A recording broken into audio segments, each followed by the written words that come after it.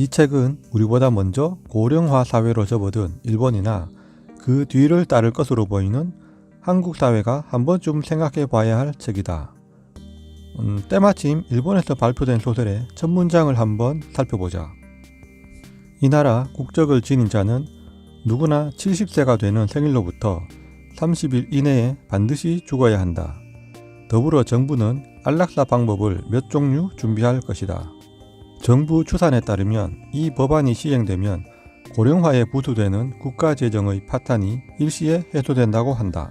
이상의 내용으로 구성된 일명 70세 사망 법안이 가결된다. 다소 충격적인 문장으로 시작하는 소설이기도 하다.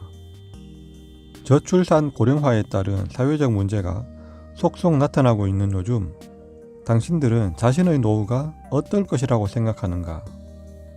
고독사라는 말이 뉴스에 언제 등장했는지 모르겠지만 처음엔 그 고독사의 현장이 충격으로 다가왔다.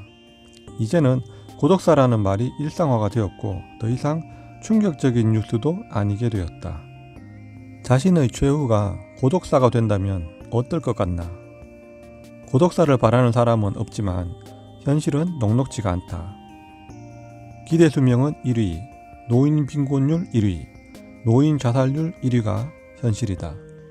은퇴 후 죽을 때까지 30년 동안 폐지 줍다가 죽겠다는 그런 농담 같지만 농담 같지 않은 말을 흔히 듣곤 한다.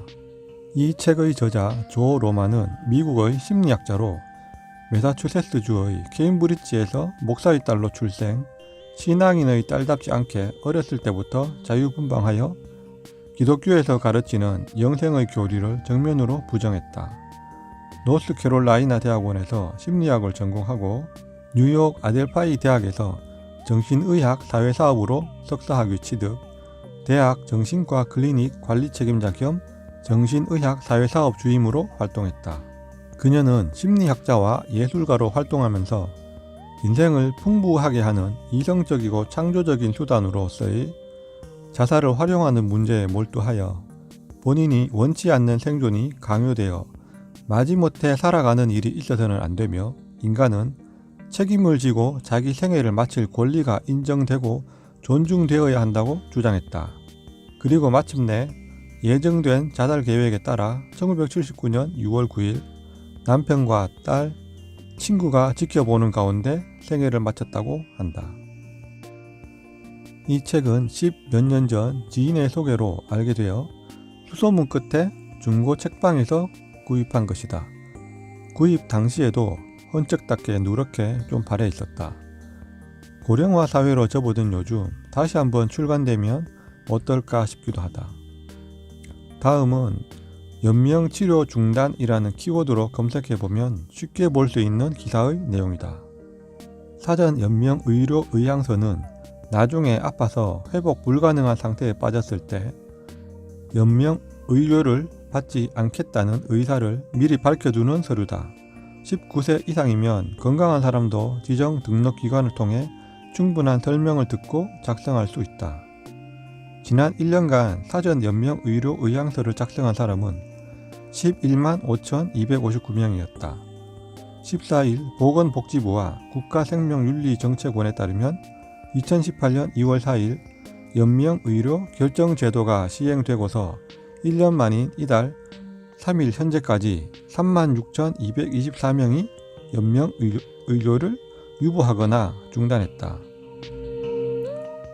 가족이나 가까운 사람 중에 연명치료를 받거나 노인 요양병원에 입원 중인 누군가가 있어 방문해 본 적이 있는가?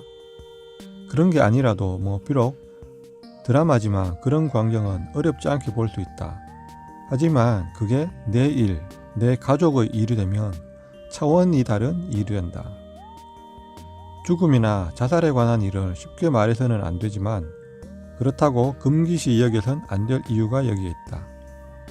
누구나 피해갈 수 없는 현실적인 일이기 때문이다. 언젠가 지인과 그런 이야기를 나눈 적이 있다.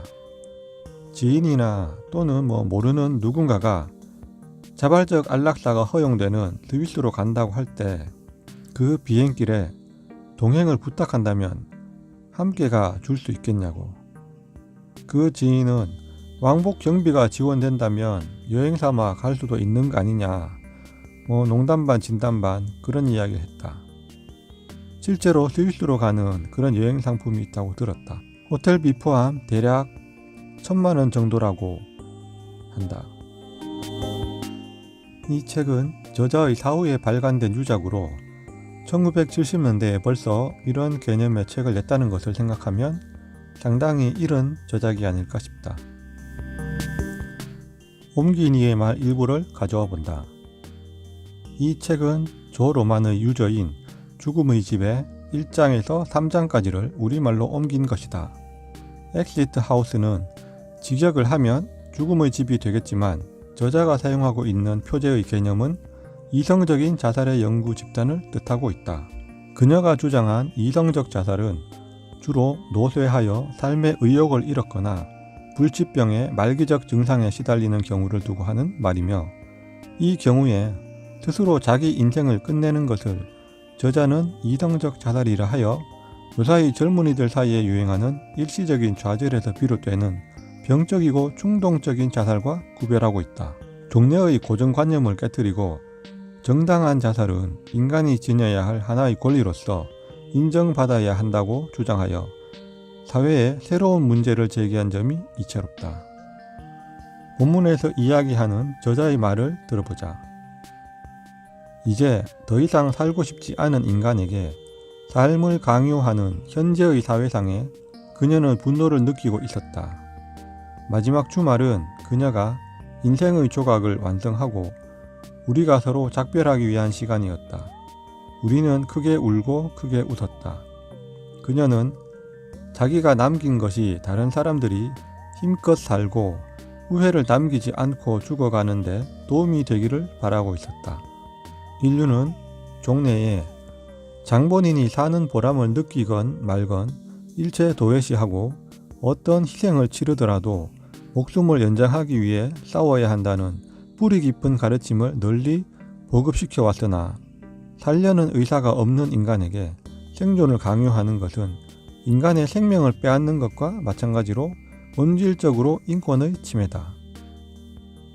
자살을 병적이거나 부도덕한 것으로 볼 수만은 없고 실행 여하에 따라서는 인생을 보다 자유롭고 풍부하게 하는데 크게 도움을 줄 가능성이 간과되어 있다.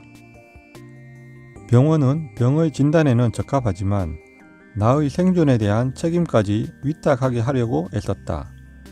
수명을 연장시키는 데에는 열심이지만 수명의 내용은 별로 문제 삼지 않는다. 수명을 연장할 수 없게 되고 다만 생존을 유지하기에 급급하면 혹은 한 가정의 재산이 바닥나면 곧 기꺼이 나를 요양소나 양호시설에 넘겨준다. 이성적인 자살에 대한 견해를 명확하게 표현할 수 있는 묘안을 생각해냈어요. 그것은 죽음의 집이라고 불리우는 장소에 대해 글을 쓰면 돼요. 그곳에서는 사람들이 자기의 인생을 마치는 권리가 존중되고 책임을 지고 자살을 도와요. 그런 장소를 어떻게 하면 만들 수 있을까 하고 골치를 썩이는 것은 그만두기로 해요. 그보다는 오히려 그런 장소를 고려해냄으로써 자살 속에 깃들어 있는 긍정적인 면을 분명히 밝히고 그 본보기를 제시하려고 해요. 살기를 원치 않는 인간에게 그것을 강요하여 자랑스럽게 여기는 의사들에게 나는 분노를 느꼈다. 죽고 싶어 하는 사람의 삶을 끝내는 권리가 자기에게는 없다. 그것은 신의 역할이다. 하고 공언하는 의사들에게 화가 났다. 대체로 우리들의 문화는 이별에 대해 부정적이며 어른이 되어서도 줄곧 가족과의 유대에 묶여 있을 것을 장려하고 있다. 이별은 곧 고립무원, 소외, 좌절, 전락 등과 같은 것이다. 그런 생각이 쌓여서 죽음을 어떤 두려운 것으로 보는 그야말로 소름 끼치는 관념을 갖게 된다. 당신은 자기 인생을 똑바로 보아야 한다. 당신은 인생에서 끝까지 버틸 작정인가? 아니면 인생에서 평안히 사라질 수 있는 동안에 퇴장하려고 하는가? 여기까지 조 로만의 이야기를 들어보았다. 당신들이 이해를 하건 안 하건 상관없다.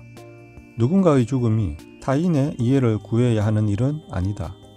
그리고 어떤 주장을 하고 싶은 것도 아니다. 판단은 각자가 하는 것이고 자기의 인생과 삶은 자기가 결정하는 것이다.